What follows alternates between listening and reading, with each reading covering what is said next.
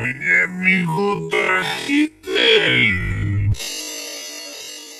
Mano, pensé que... Tú viste mi rostro en ese último video de despedida. No, ¿verdad? Te hicieron creer que desaparecí, pero ninguno tiene el poder de eliminarme y lo saben bien. Son seres inferiores.